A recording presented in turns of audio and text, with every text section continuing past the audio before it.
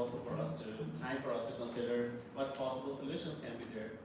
So now, as we move forward, I would have a small presentation by Natalie Longsworth and Amanda Greaves of Life's Work. One moment. Because of the severity of the film and the fact that we're here for the girl child and women, let's just open up for 5 minutes of discussion. What's going to happen is we're going to have another Zoom after this event to address many of the issues that we've had here at the CSW and the individuals we've met. Does anyone have any questions for Mrs. Halpern? Yeah, feel free. I can bring the mic to her.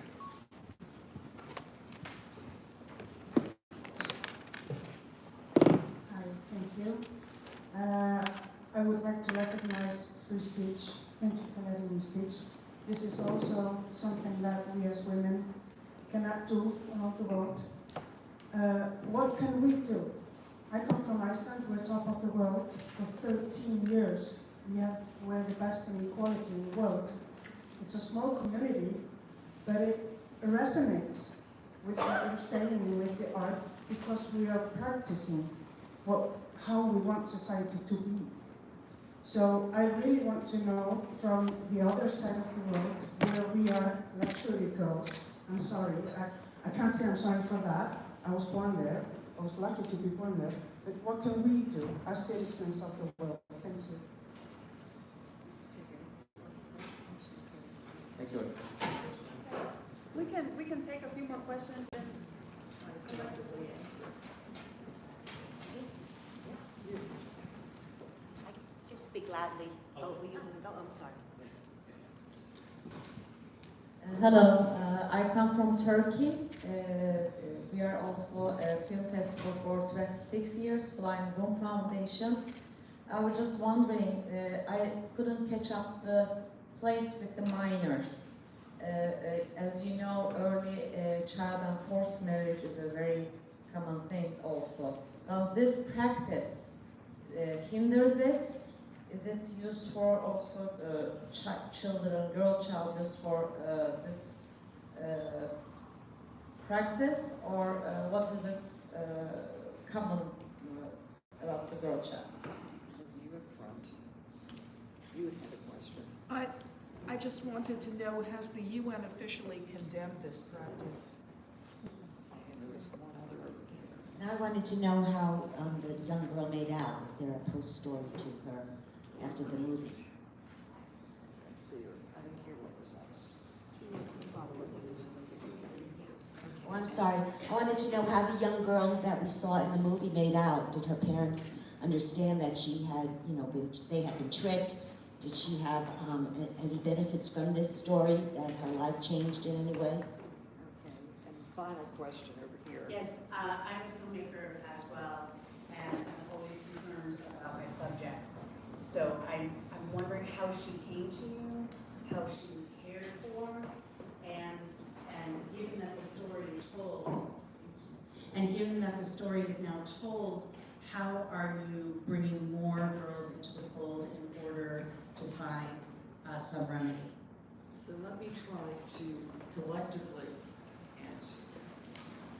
I first found out about the Mut'ah marriage when I was being taken by my adopted Indonesian family to go visit the national park. Driving through Puncak, and what is said to me is, oh, by the way, Puncak is a very famous place. It is a destination for temporary marriage. Ha, ha, ha. I'm looking at my family saying, wait a minute, how can you be so jaded and put it to me in this manner? Doesn't this qualify? And they said to me, sure it bothers us, but what can we do? And I'm saying, well, the first thing you can do is tell a story. How could we tell a story? Who would want to be on camera and reveal their abuse? And I said, I'll make you a deal. if you take the time, and especially during Ramadan, when people are feeling particularly spiritual, you can find someone.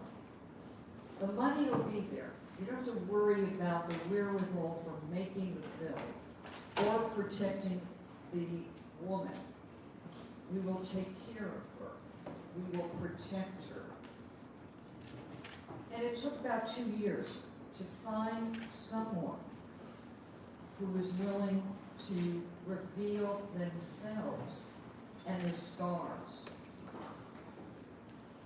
Once we were able to do this, the next step was getting the imams and the elders of the local communities and from the 2 largest Islamic social organizations, the NU and the Muhammadiyah, leaders who were willing to then say, we appall what is being done. When we premiered this documentary in Indonesia, it caused a major, major stir.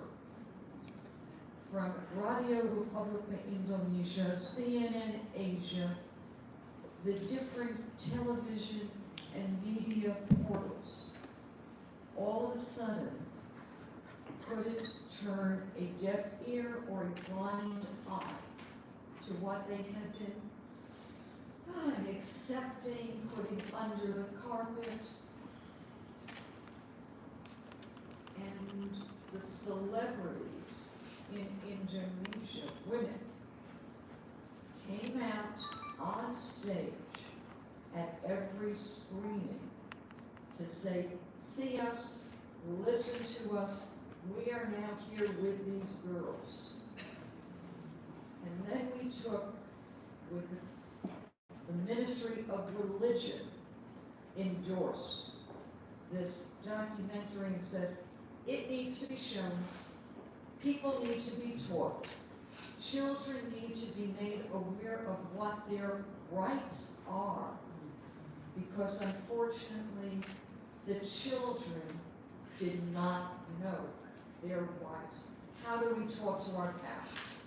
Can we say no to a parent?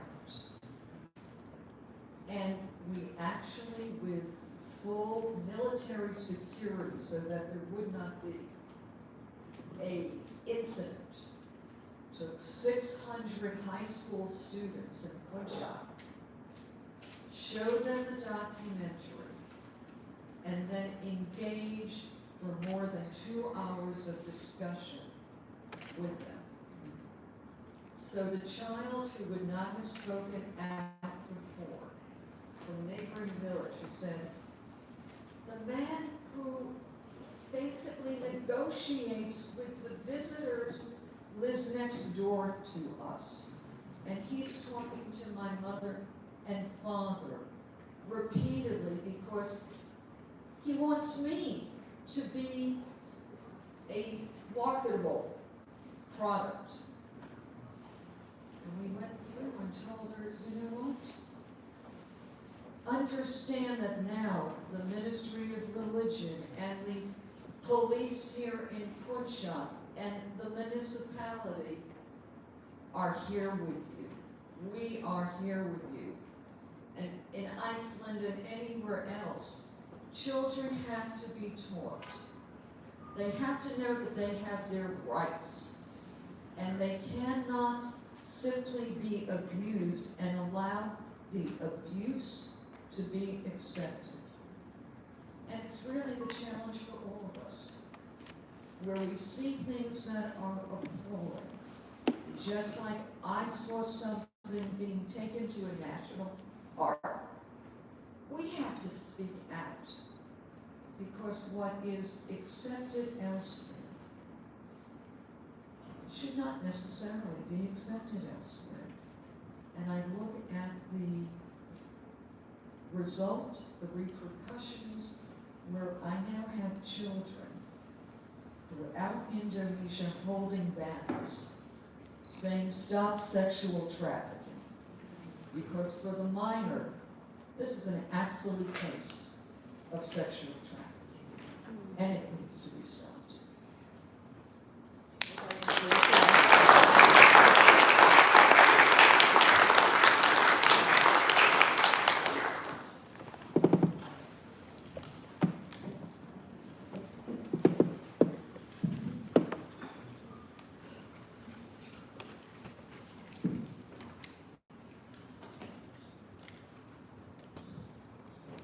All right, as we discussed the solutions, in society, if there are problems, there are solutions that exist too. And it takes some innovative mind, some collective conscious of the society to move towards them. So we have with us Ms. Natalie Longsworth and Amanda Greaves of Life's Work to discuss and share the work they do. Give them a round of applause.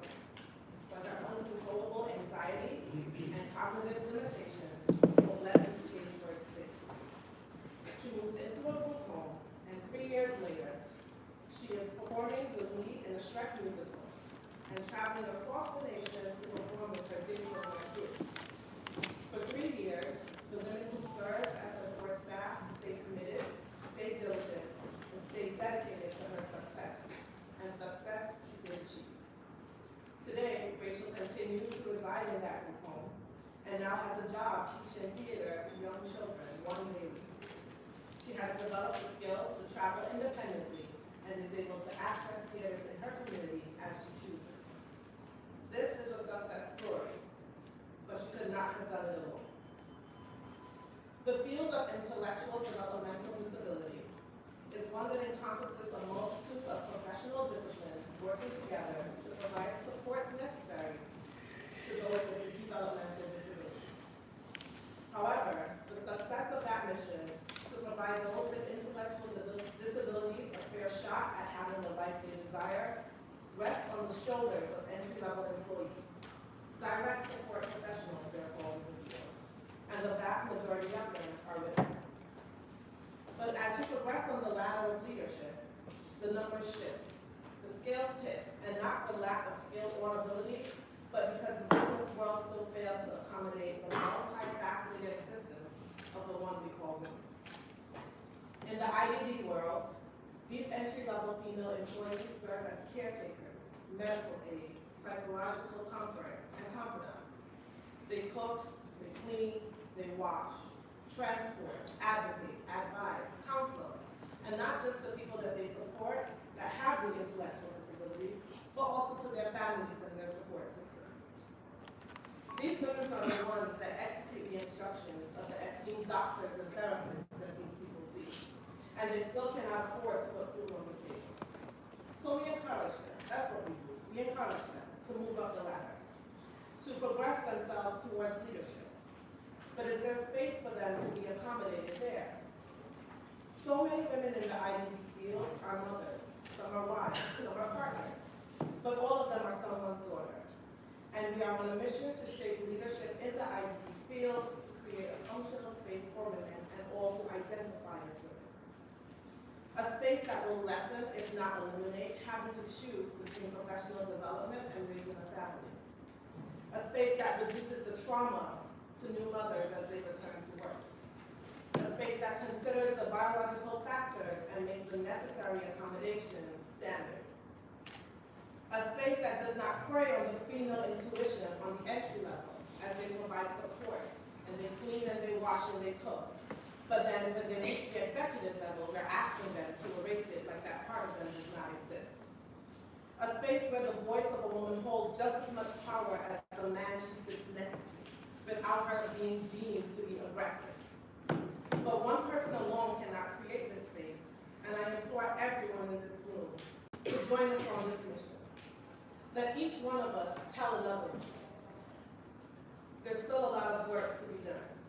that a chorale of voices is needed to sound the alarm.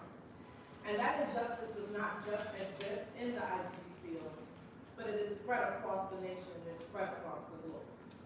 This lovely lady standing next to me, her name is Natalie, and she is a testament of the need for change. I introduce Natalie to share with you her story.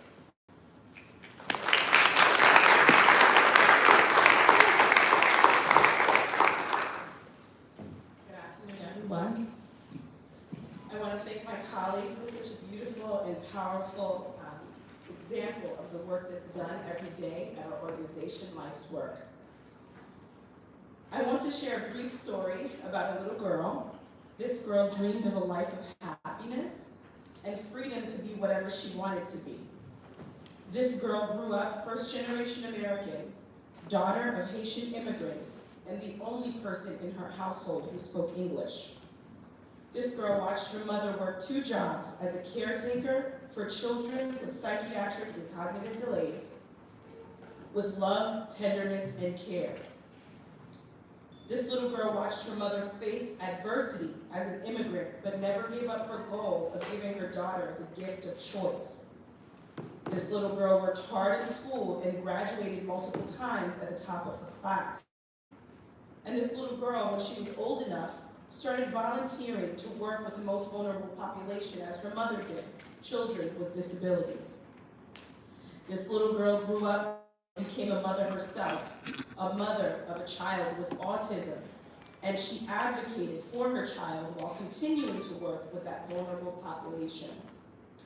The intersection between race and gender has women of color uniquely positioned to face double bias in a world where they're trying to climb up the ladder. And compound that with being an immigrant, and the barricades seem to be endless. Well, against all odds, that little girl worked her way up from being a volunteer to being the Chief Diversity and Inclusion Officer and Vice President of Human Resources for Life's Work, an organization centered around providing support and facilitating independent living for persons living with autism and intellectual disabilities. That little girl is me.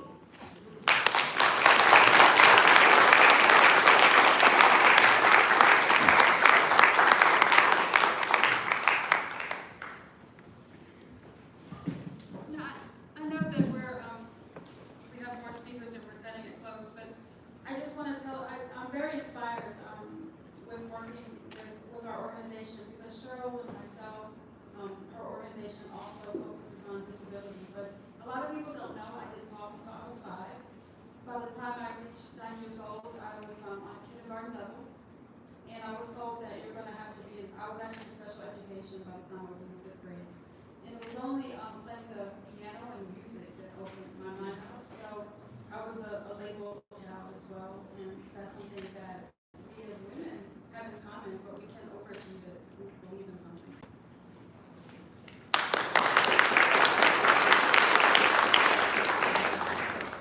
Thank you for sharing our Majesty. Now we have Mr. Gregory Williams, Director, Gender Equity Initiatives, Department of Social Services, New York City, to say a few words. And just to let you know, we are kind of running behind, and we just have 10 minutes more. I'm going to cut it to like 3 minutes. Notice how he just gave me the mic. He was just like, cut it. Fine. I'll keep this to 3 minutes. Anyway, greetings to her Royal Majesty. And on behalf of the Acting Commissioner, Molly Parks, I would like to say welcome. Also on behalf of our Chief Diversity Officer, Karen St-Hilaire, and Deputy Commissioner Clea McBean, I give you greetings. My name is Greg Williams, Director of Gender Equity Initiatives. I'm going to be very fast. I'm going to talk very fast. It's a good thing I'm from Harlem. Off the block, so I can hustle and talk very fast. Basically, the work that we're doing at the New York City Department of Social Services, Human Resources Administration, Department of Homeless Services, which is the largest social service agency in the nation, might I add, with 16,000 employees, with 12 programming, dispersing about $3 to $4 million per year to New Yorkers, SNAP, WIC, every life-sustaining benefit That is what we do. That is what our employees do. We are composed mostly of 60 to 70% of women, okay, out of that workforce, and a large majority are people of color, okay? So we have to service within our Office of Equity and Inclusion. Shout out to Barbara Woods. Raise your hand, Barbara. Raise the roof real quick. Woo! Director of Employee Programs. Carlos Acosta, raise your hand. That is the Employee Excellence. And then my Power Ranger partner, who is just like, I'm gonna trip you after this, right? Shakia Sykes, Director of Racial Equity Initiatives. So I say that to say this, you can't do what you need to do to advance gender equality and equity without a team. See, I didn't come solo dolo. I came with my team and my team came with me. That's what it takes to succeed.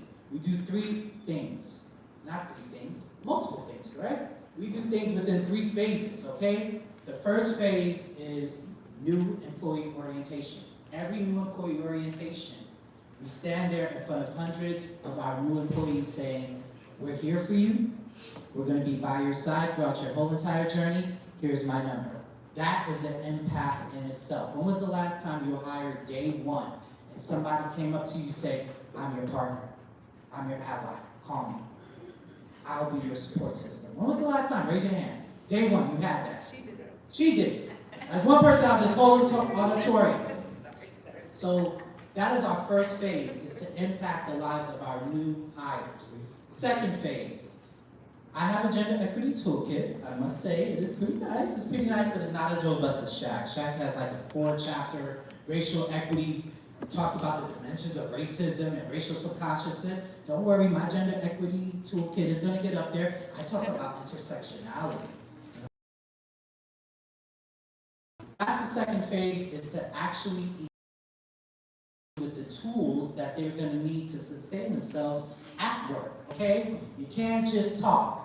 Hashtag facts over feelings. You need to give them data that applies to them. You need to give them information that applies to the workplace, and you need to equip them with the tools that they may need to climb that ladder. And then the third phase is very important, continuance of education. So, Shaq and I'm gonna continuously because that's my co-host. We actually got a podcast, we're on Spotify. You know, if you find me afterwards, I'll just let you, it's called the Grind Project, 5 different letters that mean 5 different things: gender, race, inclusion, equity, and allyship. And that's what we talk about: diversity fatigue, employee burnout, radical self-care. Your mental wealth is your mental health. So that is the third most, to me, it's the most important phase, is to let our employees know you have something to take home with you, okay? You might not want to take the work home, but you have something to take home with you to get you refreshed and restarted for the next day, all right? You have to understand that everybody you go home, turn on the TV, or you might put on your listening device, and you're consuming media every day, trying to find you so that you can bring that authentic self with you every day. But you can't bring yourself to work if you don't feel like yourself. So that is the work that we're doing to advance gender equality and equity within our agency. I would say that if you are a member of a heritage group at your job, get involved, get inspired, and if you're not, get involved and get inspired, all right? Once again, I kept that to 4 minutes. I got 5 minutes, I kept it to 4 minutes. Thank you all. I'll be in the back afterwards giving out high fives.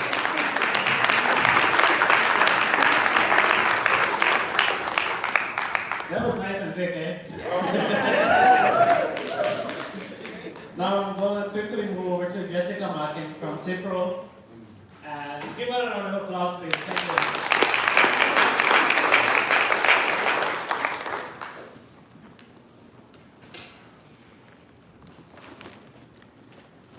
Hi everyone, I'll keep this really quick as well. My name is Jessica Mack from CIPRO, and I am the editor and publisher of James Lane Post. I would like to thank Queen Consort for having New Generation in Action for having me here. Today we are speaking about a new generation of storytellers and how we're using our platform to make an impact in the digital era. I believe that as a storyteller, no matter the medium, we have a responsibility to pursue narratives that will lead the world towards a more inclusive, equitable, and kinder place for all women. In reporting fairly and accurately language matters, tone matters, and facts matter. And before putting something out into the world, it's important for any storyteller to ask themselves if it will help the greater good or cause harm. For myself, it always goes back to community. We started James Lane Post, this media company that focuses on arts and culture. And with that, we tell the inspirational stories of many women doing great things in our community. We highlight nonprofits and individuals who are furthering the position of women, not only in our community, but in the world. And at the heart of it, our coverage is about people helping people and shining a light on those who are supporting each other in positive ways and giving back. It is important for us to make sure all women feel represented when reading our publication. We are always digitally accessible and our content provided for free. It is important for all women to have equal access to technology and information. We hope to be an educational tool for our readers. And we want to inspire women by the articles that we write, and for the women who read these articles to know that the goals are attainable and limitless. We aim to inspire the next generation of storytellers to do the same.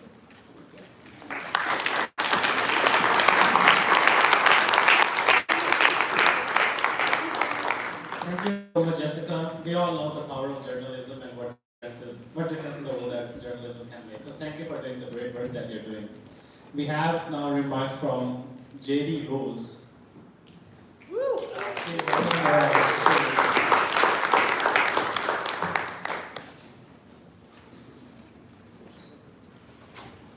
J.D. Rose is the studio news director from New York City area. So, welcome you here. Good morning, everyone. Again, my name is J.D. Rose, and it is an absolute honor to be here. And I've worked in media in different capacities for about the past 30 years. Starting with my work in local public access, QPTV in Queens, followed by credits in nationally syndicated television shows, and then independent filmmaking. As a matter of fact, this is where I met Her Royal Majesty. My film screened in the Black Hamptons International Film Festival back in 2010. So today I'm a studio director with News 12 Networks and a freelance professional makeup artist, where my credits include Social Life magazine and on YouTube. Please subscribe, J.D.R1641. Women in media, working in different capacities, inspire and encourage young girls to seek lucrative alternative careers rather than just the traditional ones. Now, historically, roles in media were unfairly dominated by men. Today, women can do just about anything in media and make a lot of money doing it as well. Those of us that work in media lead by example. As remote work is more widespread with social media and video conferencing platforms, our stories are easily heard. In the past, our voices were suppressed. Today, we can be seen practically for free with minimal cost, if any.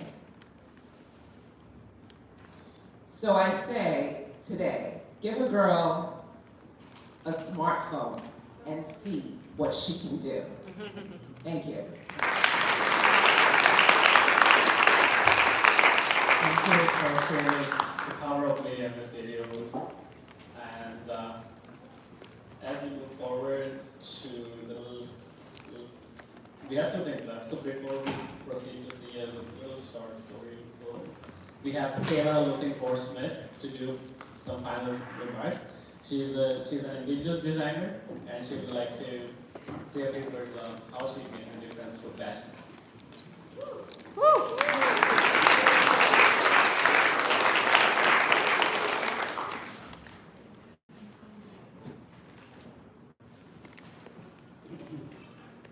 Hamadafiafi. How are you all today? I just want to say thank you for allowing me to be here today, and I apologize to my elders. I want to just introduce myself in my language. Hamadafiapi, La'abetuki, Iu Panchante, Washte Nabechi Uzabi. Wayakila, Shukamaka, Iu Ke Imajiapi. I greet you all with a warm, heartfelt handshake. My name is Kayla, Wayakila Looking Horse Smith. I am Kukpapa Lakota, and I am a member of the Standing Rock Sioux tribe that is located in North Dakota. I am honored to be here as a part of the New Generation in Action, and my fashion brand has culture and my heritage woven into the design. So I just ask you all to take a look at the website, which is www.klookingHorse.com if you're interested in learning more about my story. As a mother, I just want to share a couple of words. A mother is a bow as her child is the arrow. Our place within our home and the society is irreplaceable. Women are the first teachers, and it is inherent that we guide our girls to become a young woman and then to become an empowered woman. We are directly and indirectly showing our young girls how to blossom into powerful, forward-thinking, mold-breaking, intentional, and revolutionary women. We are guided by our ancestors and the Creator to assume a leadership role and to bear this responsibility to continue to grow for generations. A long time ago, women were in leadership positions amongst our people. Contrary to the current status quo, the chiefs were women and the men were the providers. The patriarchy was introduced as a colonial structure and ideology. When the U.S. cavalry started massacring women and children, it was decided that the men would take the place in the leadership position so future generations could be ensured and the women would be protected. Our songs are in female dialect, and it wasn't only until recently those dialects are changing to male. A mother to her child is the bow, and the child is the arrow. As a young girl, I remember learning the ways of a life,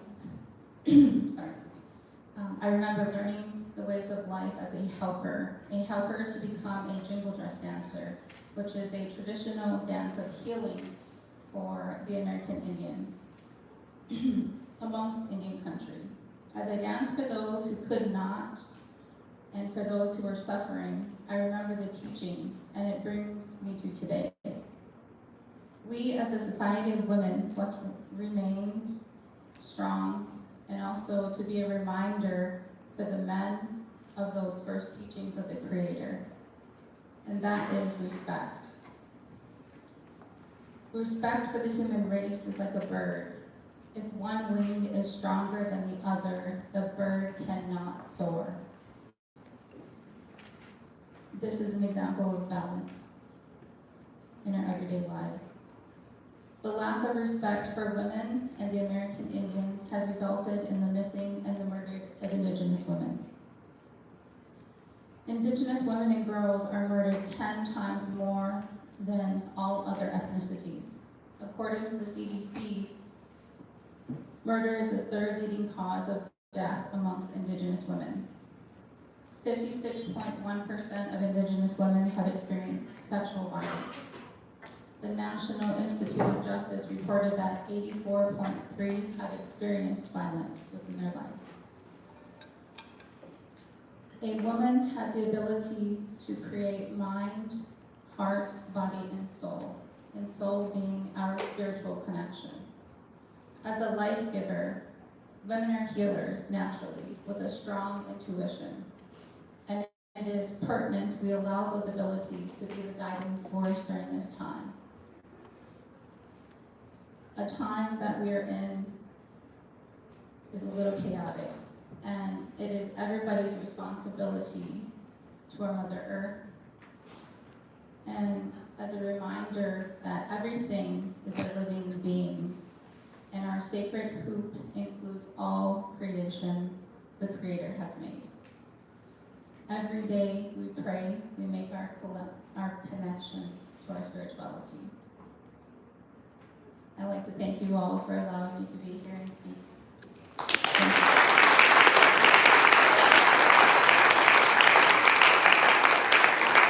Thank you so much, Ms. Cheryl. This is wonderful to learn about the resilience of indigenous women and how they're fighting in this part of the world. So now it's time to conclude the event, and we have final remarks from Queen Angelique-Monet.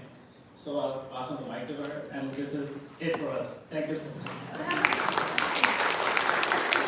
It's beautiful to see everyone here today again in person, so we can touch, we can feel. One thing that the pandemic taught us as human beings is, though we have the smartphones, the human contact and the touch is ultimately important. Now, I feel that the group and the dynamic of speakers that we brought forward and the information that we've exchanged is something that we can take home with us. We've learned a lot, we've grown a lot together, we've seen friends. And one thing I can say with my heritage being, I tell everyone I'm the most American person that you'll ever meet. Especially since I'm international now, and a lot of them are like, where are you from? So my ancestors are Native American, Western European ancestry, and then through the transatlantic slave trade, I am of African descent. And I'm really proud because within the dynamic of the women that I was raised, women are the gatekeepers, women are the leaders, and women are the bearers. And I know as a Yoruba queen, in Yoruba culture, the women are the bone, similar to Native American traditions. So what I want to do is I want our speakers to take some nice photos, and I want just to thank everyone here today. Now, many people, Photos outside. yeah, we will. Many people with the New Generation Action are not registered for their badges, so I want you all to do that as well. So thank you, and we're going to